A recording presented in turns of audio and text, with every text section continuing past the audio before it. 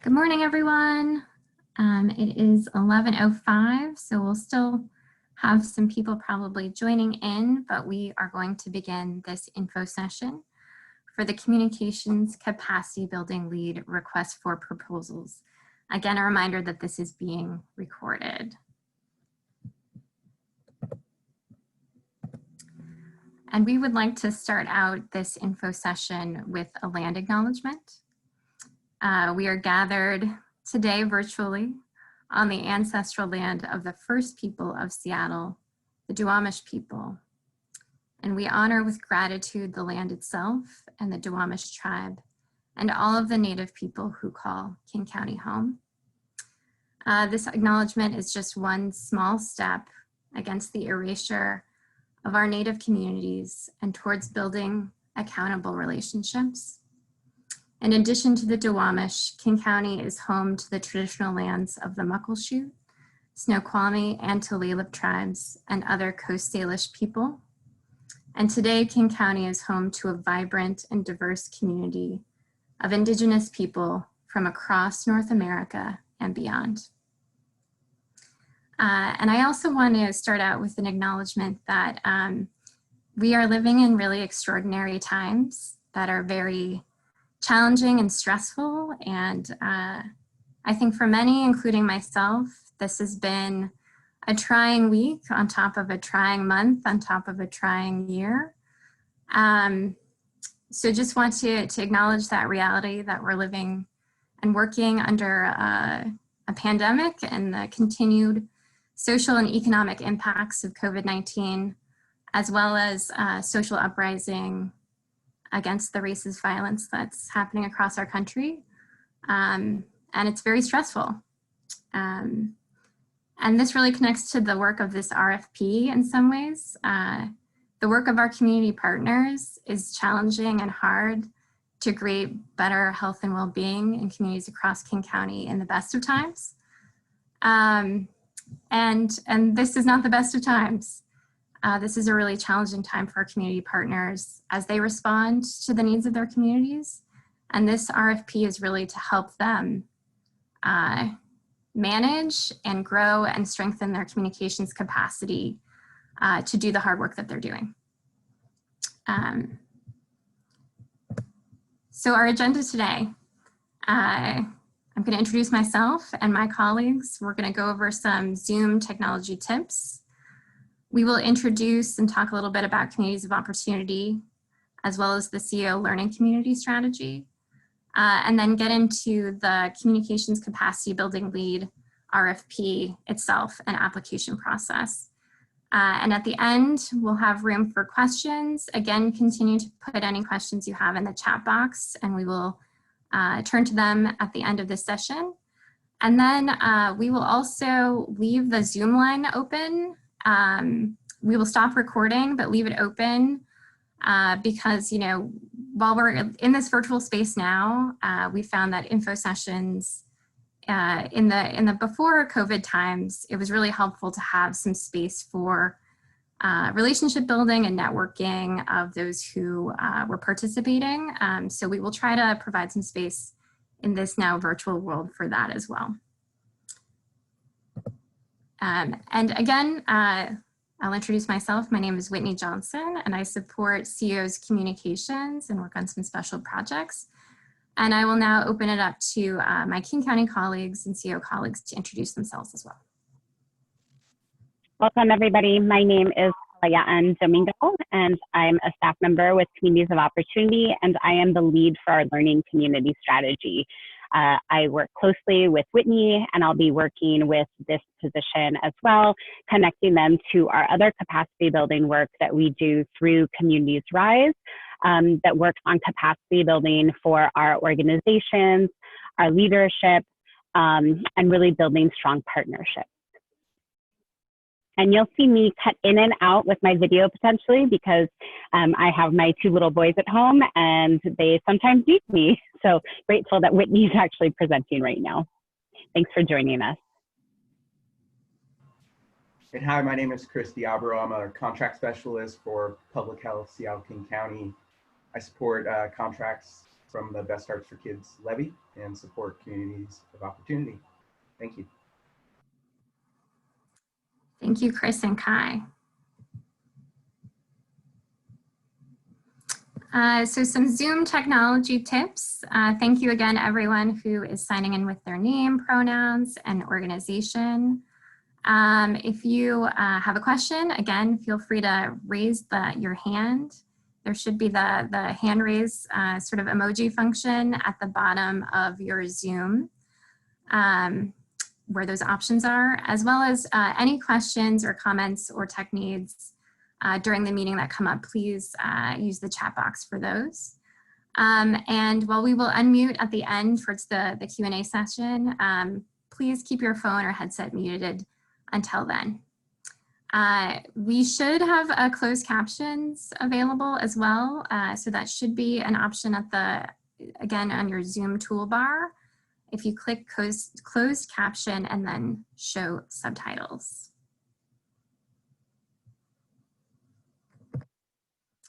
Communities of Opportunity is a community initiative funded both by King County through the Best Starts for Kids levy, as well as by Seattle Foundation. And it's where community, government, and philanthropic leaders share a table, share power, share voice, and resources. And our goal is to increase the health, social, and economic and racial equity in King County so that all people thrive and prosper regardless of race or place.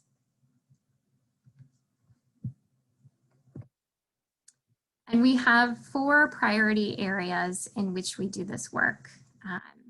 We are trying to create quality, affordable housing, the right to be healthy in all communities, folks who are thriving economically, and also creating strong community connections, both because that's important to the work and because that's an important outcome. And I'll also mention that we are led by a governance group that is a cross-sector representation, again, of our philanthropic, government, and community leaders, with a majority of the seats held for our community partners.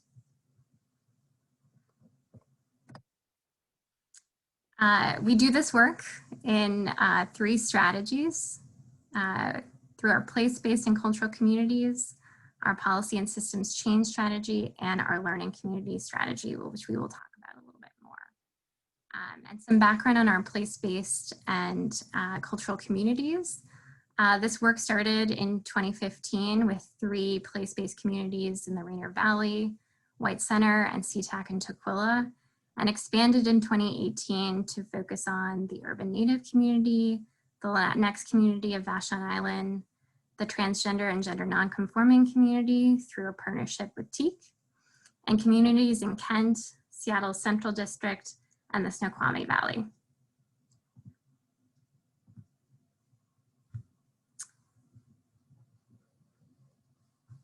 And I'm between screens here, so there might be some pauses when I'm going through the slides here. Thanks for bearing with me. The learning community strategy has 4 main focus areas that we do our work. Through active learning, through creating critical connections, through supporting capacity building, and through supporting platforms and scaling of the equity innovations of our community partners and of leaders in the field. And this RFP really comes under our capacity building activities.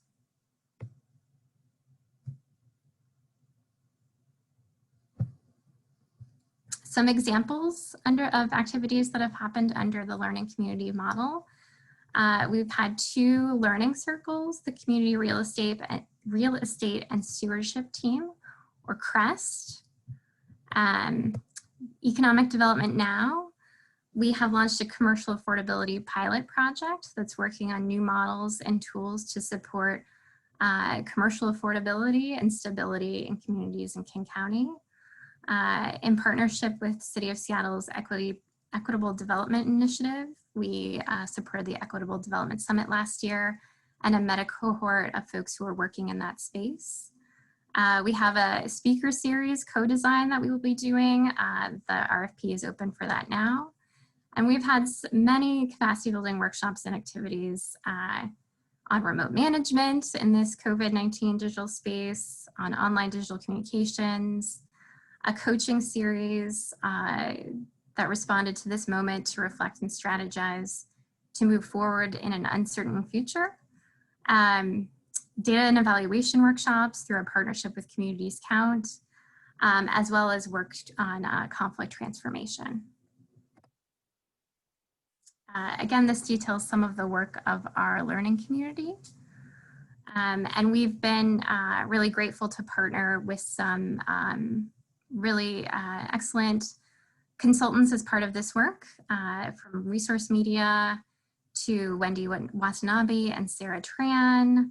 Cascadia Consulting Group has provided a lot of administrative support for us, as well as eJuris Dixon working on the conflict transformation workshop through Vision Change Win. So the communications capacity building RFP.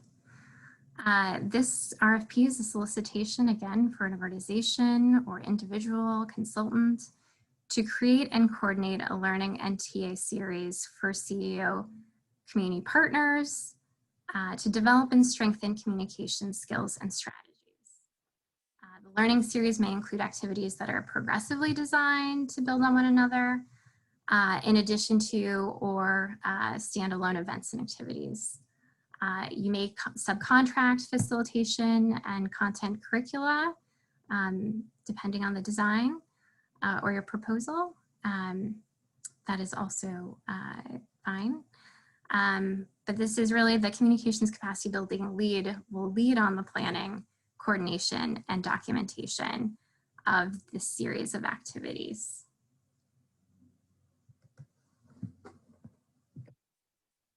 We have up to $75,000 available for this RFP. If there is a need for implementation expenses to go through our learning community administrator, who's Cascadia, that is fine. So this lead org or individual does not necessarily have to process, be the processor of all consultant fees or implementation costs. We have support there. The contract term is for a max of about 14 months. We expect to sign this contract around November 9th and have it continue through the end of 2021. And some of the main deliverables that we would like to see through this RFP are really that there's a capacity building strategy, again, to support the needs of our community partners. There may be some opportunities of things that can be shared with aligned groups, but really supporting the communications needs and capacity building needs and strategies of our community partners who are working on CEO funded activities. We would hope that we would be provided with a list of topics and recommended formats for these learning activities and the TA, that there would be tools and toolkits related to those learning activities, and that there would also be some one-on-one or small group communications coaching, TA around prototyping and product development, also related to the communications topics above for folks who may not have a lot of internal capacity or maybe early on in their sort of communication strategy journey. We would hope that this plan, the work plan itself, would include a slate of between 10 to 20 activities for this time period within this budget. Activities may include workshops, training, webinars, learning groups, again, coaching and TA. And then we would also expect a documentation of these activities. And please see the RFP for all the expected deliverables. The expected activities of this RFP lead. We expect that the lead will compile and prioritize capacity building needs and develop specific learning objectives for the capacity building series. We have some knowledge and understanding of our community partners' needs, so we can support with this, but this would really be integral to the beginning of this work. We would expect that the lead would identify, select, contract, and coordinate with other providers to implement the capacity building activities that have been designed. And again, assist the administrator consultant, who is Cascadia Consulting, with the promotion, logistics, registration, payments to trainers, providers, participants as needed.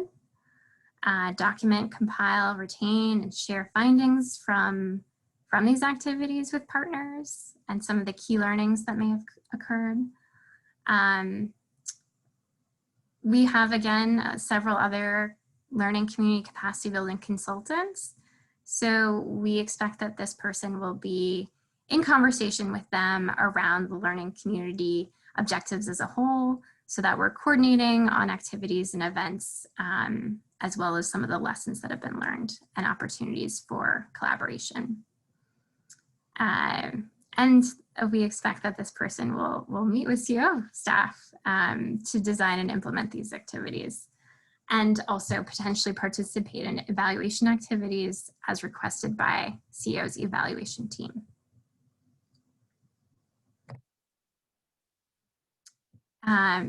We have some basic expectations for all CEO consultants.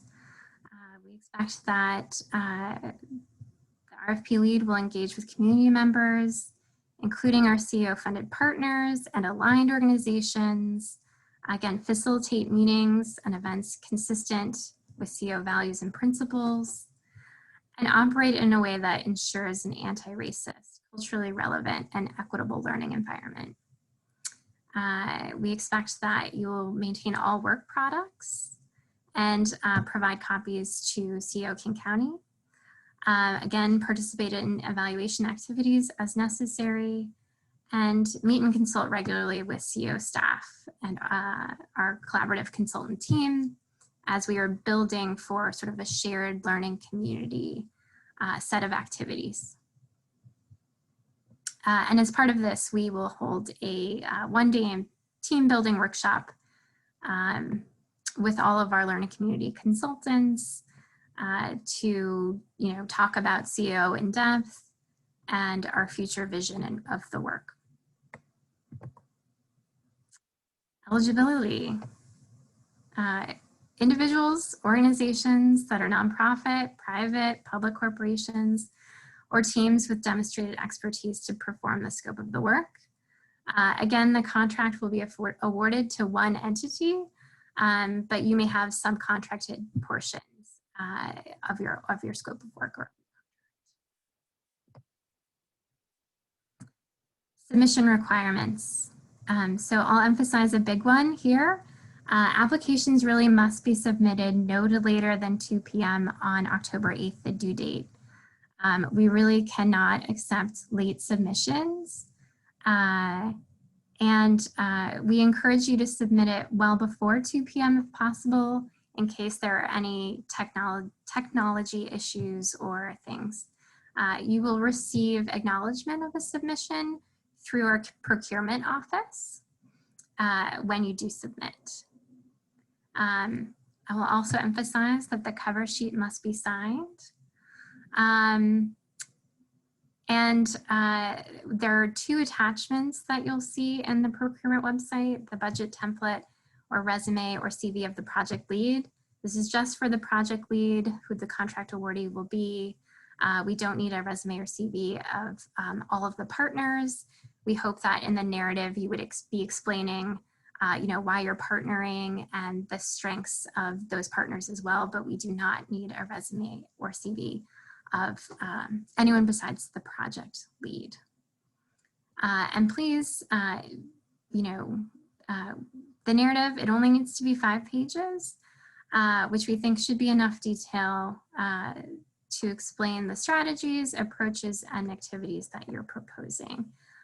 But please be as clear and as detailed as possible in your proposal so reviewers have a clear understanding of what your activities would be. Our proposal review team, so we will be evaluating proposals using the criteria outlined in the RFP documentation. Our committee includes representation from our CEO funded partners and aligned groups, as well as CEO staff and Best Starts for Kids staff. Review members participate in an equity training prior to the selection to ensure that our review process is aligned with CEO values and practices and equity goals. And a reminder that there are points that are allotted for SCS participation that we talk a little bit more about in the next slide. I believe it's small business consultants or whatever the acronym is. King County only counts SCSs that are certified by King County at the date and time of the proposal submittal. We may ask that applicants participate in an interview, an online site visit, and we anticipate that these would be scheduled on October 26th and 27th if it's necessary for us to gather a little bit more information. Small contractors and suppliers, that's what it stands for. So again, there are extra points in the review as part of King County's procurement process. And to apply for SCS status, please contact the King County Business Development and Contract Compliance Office. The website is there. You can also contact our procurement representative, Linda McKinley, whose email will be at the end of these slides. Our timeline. The final day to ask questions is really coming up soon, next week. So please submit any and all questions again to our procurement office, whose email will be at the end of this slideshow. The final addendum will be published online the next day. Again, all proposal submissions must be in October 8th before 2 p.m. Very important. We will be reviewing and rating that next week. Interviews will be scheduled as necessary, but we plan on selecting and sending notifications at the end of October in order to start the contract in early November. Another emphasis, please read all the terms and conditions of the contract. This is really important. I know it's a lot of, maybe it looks boilerplate or a little bit boring King County legal speak, but it's really very important that you read and understand the terms and conditions. And as you do, again, if you have any questions, please contact Linda in procurement. And that is the link to our RFP with all of the attending documentation. Reminder that if there are any changes, revisions, or modifications to this request for proposals, we will issue a written addendum and it will be on that procurement page. So check that procurement page for any addendums that may be included. Whitney, also a reminder that if you sign up, there's a way to add your email so that you get automatic notifications if there's a change to the RFP. So you can go onto the procurement webpage and I think follow the RFP, RFA, and then you'll get updates if there's any changes.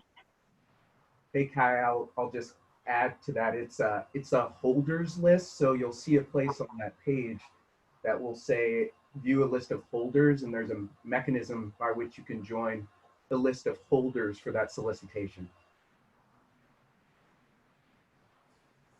Thank you, Chris and Kai. More reminders. Please ensure that your application package is complete when you send it. The cover page, signed, narrative, 5-page limit, single space, size 12 font, 1-inch margins, and with page numbers, and the 2 attachments, the budget template and resume or CV of the project lead. Submit it via email in one message prior to the date and time indicated on page 1 of the RFP. Again, late submissions will not be accepted. Submissions must be before 2 p.m. on October 8th. And again, you will receive a confirmation email once submitted. After this informational session, we in CNO cannot answer questions directly. All questions must be directed towards the King County buyer, Linda McKinley, whose email is right there, who will then send questions as appropriate to us in COO to answer, but they all must go through Linda. So her contact is there, and it's also on the RFP and on our procurements page. If you have questions about communities of opportunity, there's a chance that they might be easily answered by looking through our website, copartnerships.org.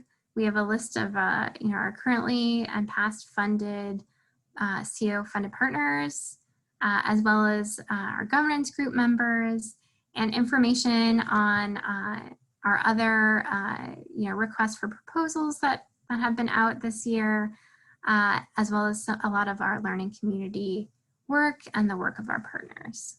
So that is a good resource as well. And now I'm gonna leave this up, but open it up for questions. Have any questions come through the chat box? No. I have a question. My name is Stacy. I'm a grad student at the University of Washington in the communication department. I was just curious if this proposal is only for registered businesses, or would student groups also be considered? Good question. Individuals can apply. Mm-hmm.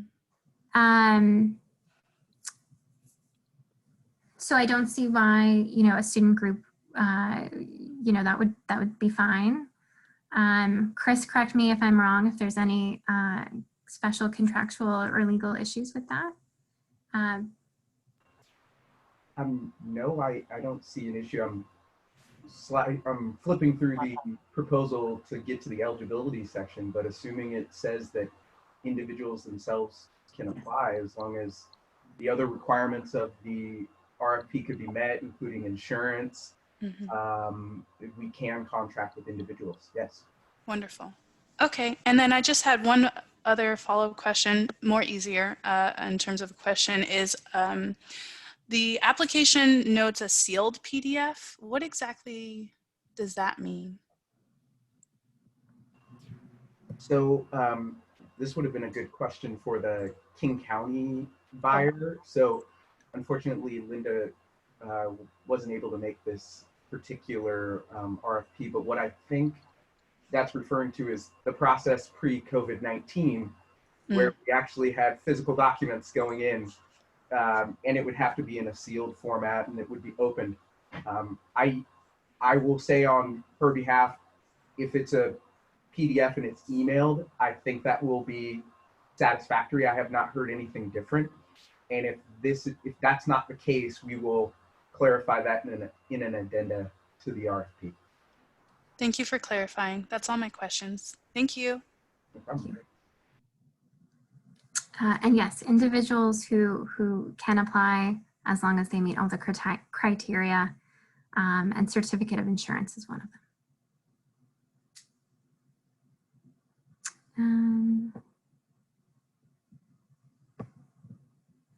Trying to get into the chat box. Are there any other questions? Can you please explain the role of Cascadia Consulting with CAO and for this RFP? Yes. So I will start, and then I will also invite Kai to join me in talking about Cascadia. So Cascadia Consulting, we refer to them as the administrator because they provide a lot of administrative support to much of our work. So for example, they set up the Zoom account for us. And they do a lot of the sort of administrative supports for many of our events. So they can help set up the Eventbrite or, you know, set up registrations for events and coordinate with, in this case, the RFP lead on, you know, event logistics, hosting platforms, whether it's the Zoom or something else, you know, outreach and marketing. They wouldn't be the lead, right? All of the design and the development and the planning would be led by this RFP lead, the communications capacity building lead. But they can certainly support the work from an administrative perspective, as they do for many of our other consultants and for CO staff. Kai, anything else? Yeah, I think that captures it. So they would provide administrative support. So for example, if you're planning a workshop and you needed an additional hand at managing the logistics of the technology, then we could invite one of Cascadia's staff members to join. If there's like breakout groups, they could help to facilitate or take notes. So there's different ways that they are used to supplement and support where individual consultants or staff members need whatever support that is. Again, like Whitney said, they can't take an active role, but they're meant to be able to be brought in as a supportive role. They also manage our kind of overall calendar. So when scheduling, they would be able to help to determine what else is going on in the COO world, because learning community has multiple components. They would be able to give the context of what's happening across learning communities. Thanks, Kai. Any other questions? Feel free to unmute yourself. Oh, Garrett. Yeah, I've got a question. Good morning. My name is Garrett Moore. I use he, him pronouns. I'm representing myself in More Strategies today. I'm curious to hear if there's any more awareness within communities of opportunity of what community partners are looking for when it comes to communication support. Is it, you know, are we talking more general comm strategies and kind of comms 101, or are you aware of more detailed interests such as social media outreach and engagement, advocacy specific comms, because I know that was mentioned in the RFP, and is there any more specificity for what community partners want? That's a great question. I'll start, and then Kai, I will welcome to answer from her perspective as the lead in the learning community work. So I think there's a big range. You know, again, we have organizations that are quite small and have very limited internal capacity or and maybe knowledge of sort of the basics and might need more of like the communications kind of 101. To organizations that are bigger, one might have more robust internal capacity and knowledge and might need just sort of less the 101 and more the 401 on, you know, some specific topics like digital organizing or communications to support like digital fundraising and things like that. You know, there have been some specific requests that we have been receiving this year, really around supporting organizations to build stronger internal practices, both for internal and external communications. From, you know, being able to successfully spread messages about their work with their network, grow their network, be more adept in the digital space, brand development, you know, grow their social media presence, presentation practices, So it's yes, and there's a big range. And Kai, anything else? Yeah, I would just say that we started some work this year already, which was some individual TA with 5 of our policy system grantees. And, you know, they were really thinking about how do they transition their strategies to more of a digital format. And that's been a theme, particularly because of our context, but also rapid crisis kind of messaging. So we are in a ever shifting and evolving time period. So how do they continue to build their narrative within this ever-changing context, and then connecting it? Our partners understand that what's happening right now is not necessarily new, but there's new emphasis on where people are paying attention. So how do they remain relevant and stay connected and continue to build momentum in their movements within the changing context? Thank you, Kai. Thank you both. Yeah. Seeing another question in the chat, in the RFP, I believe it mentioned this call would cover 2 RFPs. Is the other one the speaker series you mentioned, or is it something else that is still forthcoming? I actually am not sure about this one. I'd have Yeah, it could have been old language that referenced the speaker series. They were originally supposed to come out together because there are some overlaps in that their communications work. The other speaker series is really about building a platform to share our partners' successes, learnings, and challenges out to broader audiences. So it was likely that it was in reference to that RFP, which is still currently open. Thank you, Kai. So this RFP is just for the communications capacity building lead work. Though as Kai said, the speaker series RFP is also open right now. And we would expect that there would be some collaboration between the two because it is, you know, aligned and related communications work for our partners. Any other questions?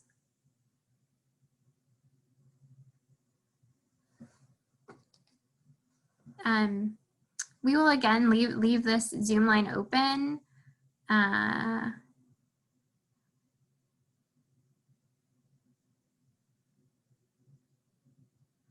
In the RFP section 2.7, the points are 135 in the document and 141 in the table.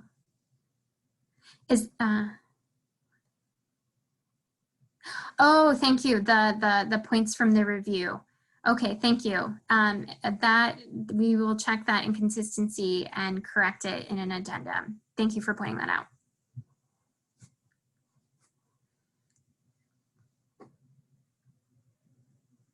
Any other questions? Excuse me.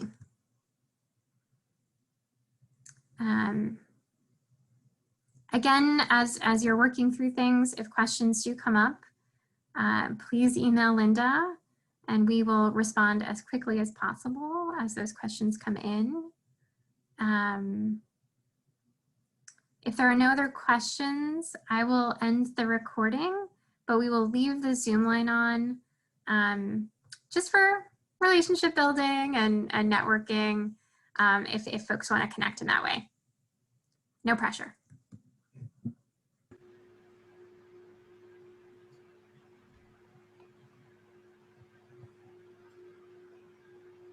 So one last call for questions.